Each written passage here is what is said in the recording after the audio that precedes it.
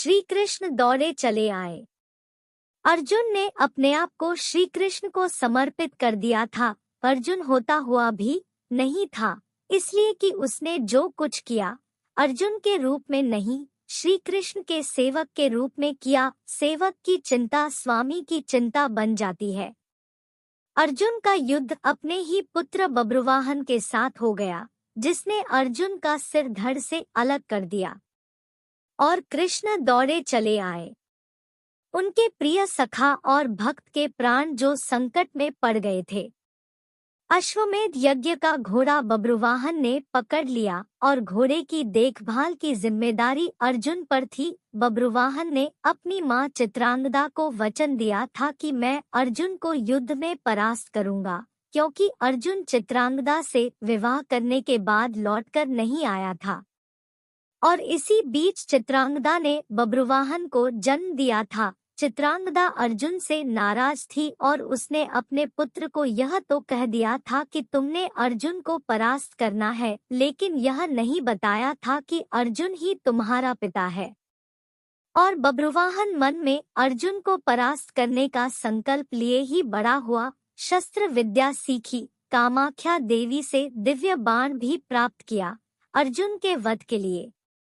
और अब बब्रुवाहन ने अश्वमेध के अश्व को पकड़ लिया तो अर्जुन से युद्ध अश्वयंभावी हो गया। भीम को बब्रुवाहन ने मूर्छित कर दिया और फिर अर्जुन और बब्रुवाहन का भीषण संग्राम हुआ। अर्जुन को परास्त कर पाना जब असंभव लगा तो बब्रुवाहन ने कामाख्या देवी से प्राप्त हुए दिव्य बाण का उपयोग कर अर्जुन का सिर धड़ से अलग कर दिया। श्री कृष्ण को पता था कि क्या होने वाला है, और जो कृष्ण को पता था वही हो गया। वे द्वारिका से भागे भागे चले आए। दाऊ को कह दिया, देर हो गई तो बहुत देर हो जाएगी, जा रहा हूँ। कुंती विलाप करने लगी, भाई विलाप करने लगे। अर्जुन पांडवों का बल था, आधार था, लेकिन जब अर्जुन ही न रहा तो जीने का क्या लाभ। माँ ने कहा, बेटा तुमने बीच मजार में यह धोखा क्यों दिया। माँ बच्चों के कंधों पर इस संसार से जाती है और तुम मुझसे पहले ही चले गए। यह हुआ कैसे? यह हुआ क्यों? जिसके सखा श्री कृष्ण हो, जिसके सारथी श्री कृष्ण हो, वह यो निष्प्राण धरती पर नहीं लेट सकता। पर यह हो कैसे गया? देवी गंगा आई, कुंती को कहा, रोने से क्या फायदा, अर्जुन को उसके कर्म का फल मिला है। जानती हो, अर्जुन ने मेरे पुत्र भीष्म का वध किया था धोखे से। वह तो अर्जुन को अपना पुत्र मानता था, पुत्र का ही प्यार देता था, लेकिन अर्जुन ने शिखंडी की आड़ लेकर मेरे पुत्र को बाणों की शैया पर सुला दिया था। क्यों? भीष्म ने तो अपने हथियार नीचे रख दिए थे। वह शिखंडी पर बाण नहीं चला सकता था, वह प्रतिज्ञाबद्ध था। लेकिन अर्जुन ने तब भी मेरे पुत्र की छाती को बाणों से छलनी किया। तुम्हें शायद याद नहीं, लेकिन मुझे अच्छी तरह याद है। तब मैं भी बहुत रोई थी। अब अर्जुन का सिर धड़ से अलग है। बब्रुवाहन ने जिस बाण से अर्जुन का सिर धड़ से अलग किया है, वह कामाख्या देवी माध्यम से मैंने ही दिया था। अर्जुन को परास्त कर पाना बब्रुवाहन के लिए कठिन था। आखिर उसने मेरे ही बाण का प्रयोग किया और मैंने अपना प्रतिशोध ले लिया। अब क्यों रोती हो कुंती?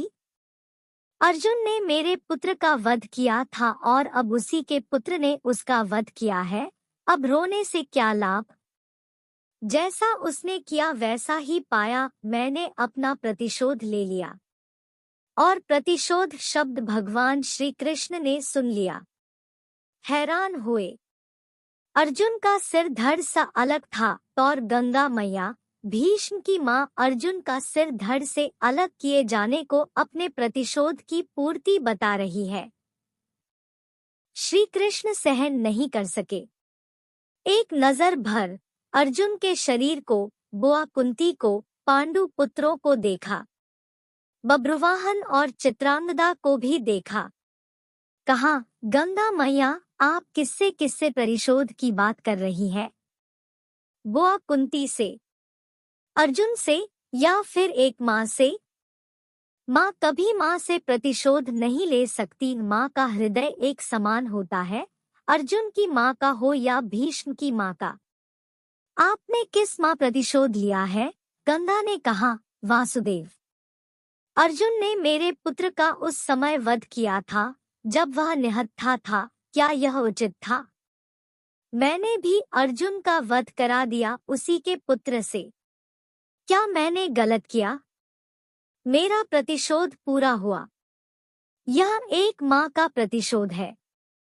श्री कृष्ण ने समझाया, अर्जुन ने जिस स्थिति में भीष्म का वध किया, वह स्थिति भी तो पितामह ने ही अर्जुन को बताई थी, क्योंकि पितामह युद्ध में होते तो अर्जुन की जीत असंभव थी और युद्ध से हटने का मार्ग स्वयं पितामह ने ही बताया था। लेकिन यहाँ तो स्थिति और है। अर्जुन ने तो बब्रुवाहन के प्रहारों को रोका ही है, स्वयं प्रहार तो नहीं किया, उसे काटा तो नहीं।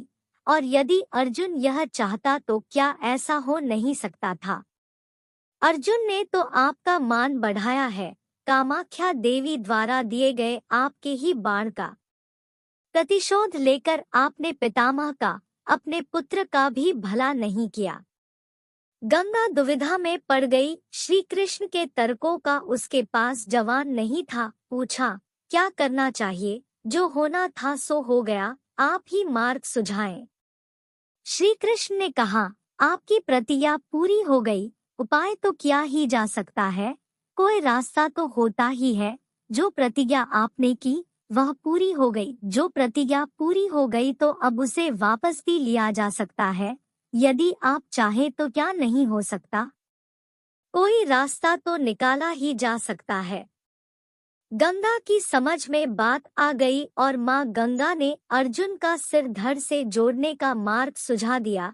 यह कृष्ण के तर्कों का कमाल था, जिस पर श्री कृष्ण की कृपा हो, जिसने अपने आप को श्री कृष्ण को सौंप रखा हो, अपनी चिंताएं सौंप दी हो, अपना जीवन सौंप दिया हो, अपना सर्वस्व सौंप